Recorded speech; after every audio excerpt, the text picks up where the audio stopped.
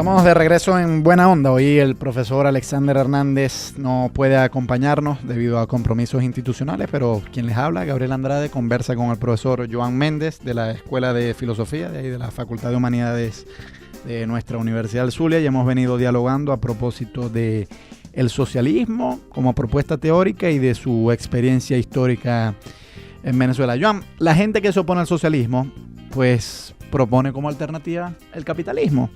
Y el fundamento filosófico de eso es, como tú bien decías en el segmento anterior, es el liberalismo. ¿Y qué es lo que dicen los liberales? Bueno, básicamente ellos dicen que el mercado funciona bien, que en la medida en que haya competencia, eso va a promover una mayor efectividad en la producción, y cuando hay competencia, el productor va a reducir sus costos, sus precios, de forma tal que él pueda entrar en competencia con la otra persona que está ofreciendo el mismo rubro.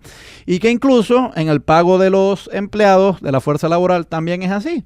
Porque para que pueda atraer una fuerza laboral tiene que ofrecer sueldos atractivos, porque si no se le van a ir con su competencia. Adam Smith en el siglo XVIII decía, no es necesario que un Estado esté interviniendo, fijando sueldos mínimos, ni le esté quitando a los ricos para darle a los pobres, ni ninguna propuesta de las reformas socialistas, porque el mismo mercado, con su mano invisible, es la que se va a encargar de hacer eso. ¿Por qué un socialista estaría en contra de la doctrina de Adam Smith? Bueno, porque todavía hoy en pleno siglo XXI estamos esperando que esa mano invisible resuelva todas las cuestiones a nivel político y económico en el mundo. Yo creo que una de las cuestiones básicas, en primer lugar, porque vemos que de manera efectiva realmente no ha resuelto los problemas sociales y políticos en América Latina y en la región como tal. Y la referencia fundamental, bueno, la de 1989, 90, 91, 92, que en Venezuela, pues, a pretender asumir el gobierno de Carlos Andrés Pérez, un paquetazo, como lo llamo, neoliberal, que trajo como consecuencia manifestaciones populares, pues, en el sentido de pretender privatizar prácticamente todas las cuestiones que empresas, instituciones que en Venezuela en algún momento fueron públicos, ¿no? Entonces, yo creo que una de las cuestiones críticas a ese sistema es que realmente no ha traído una verdadera justicia, pero en lo que se refiere a las cuestiones económicas y más aún a las cuestiones políticas. Y vemos como hoy en día realmente a nivel mundial, estadísticamente hablando, podemos dar un porcentaje fundamental de los miles de personas que viven hoy en día en pobreza y en pobreza extrema. Y podemos decir que hoy en día el mundo se mueve bajo el sistema capitalista, pero son algunas excepciones. Bueno, algunos capitalistas dirán, en esos países donde hay mucha pobreza es porque el capitalismo no funciona, no ha llegado. Si se le diera oportunidad al libre mercado, a lo mejor sí resolvería eso. Eso es lo que dicen algunos de estos capitalistas. Llegó en Argentina, y en Argentina como no fue la mejor experiencia. O sea, ha llegado en algunos países realmente y vemos que todavía esa deuda sigue... Pasa que yo creo aquí, Joan, que uno tiene que ser un poco más justo en invocar estos ejemplos, porque es verdad, ha habido muchos fracasos capitalistas, pero así como ha habido fracasos capitalistas, también ha habido fracasos socialistas. Es decir, un socialista podrá decir, bueno, es que en Argentina se aplicó el paquetazo y mira el desastre en que resultó. De acuerdo, pero también en la Unión Soviética, en Hungría, en Bulgaria se aplicaron medidas socialistas y tampoco resultaron. Pareciera que la alternativa sería buscar algo así como una tercera vía, o sea, que no sea ni socialismo ni capitalismo, sino algo nuevo.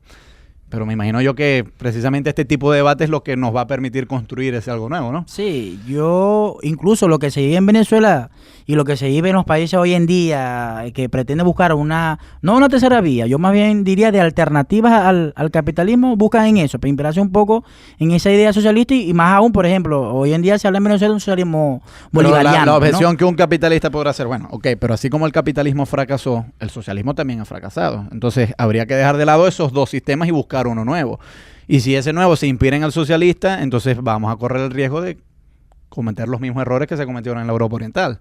Sí, yo creo es eso. O sea, yo creo que ciertamente el socialismo histórico concreto fracasó, pues no fracasó O sea, tú propones un nuevo socialismo. Un nuevo socialismo. Que no cometa los errores del pasado. Que no cometa los errores del pasado. Un socialismo que realmente pretenda un poco responder, un poco realmente de asumir de manera mucho más crítica, que fue lo que ocurrió con el socialismo histórico real, que fue un socialismo muy dogmático, fue un socialismo muy ortodoxo, y que la crítica prácticamente era muy mínima. Yo creo que un socialismo del que se propone hoy en día es un socialismo mucho más crítico, mucho más humanista, y que de una u otra forma pueda servir como alternativa al sistema capitalista. Ahora, otra, y aquí yo me pongo, tú sabes, como abogado del diablo, ¿no? Para que tengamos una buena discusión. Otra de las objeciones que mucha gente le hace al socialismo es que en la medida en que el Estado se inmiscuye en muchos asuntos, en regular los precios, en regular el salario, en expropiar, etcétera, ¿no? Y cada vez crece más, pues el Estado no tiene freno para ejercer coerción sobre las libertades políticas. Entonces, de acuerdo, puede haber un Estado, por ejemplo,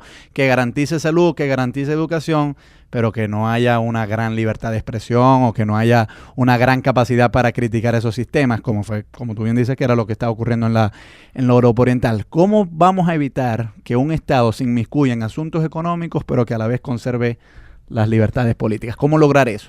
Bueno, porque es una tentación muy grande para un Estado que una vez que ha crecido en poder para poder administrar la economía, ahora no le ponga restricciones a la disidencia, ¿no? Eso es una tentación. Eso es un gran reto. Ciertamente es así, una tentación, es un gran reto. Yo creo que esta nueva propuesta que se plantea, pues el socialismo a la luz del siglo XXI, es una propuesta que debe incluir ciertamente hasta el espacio de la misma capacidad crítica o, pudiésemos decir, opositora a ese sistema, pero una oposición que realmente permita crecer el proceso de una forma, no diría mucho más homogénea, pero sí que permite crecer al proceso para evitar las contradicciones. Yo creo que la crítica, la libertad de expresión y todas estas manifestaciones que pudiesen fortalecer o pudiesen inclusive mejorar el proceso que se vivan, pues no, a raíz del socialismo del siglo XXI en este caso, pudiera obviamente evitar los errores que se cometieron en el pasado. Y es una tentación, como dice Gabriel, realmente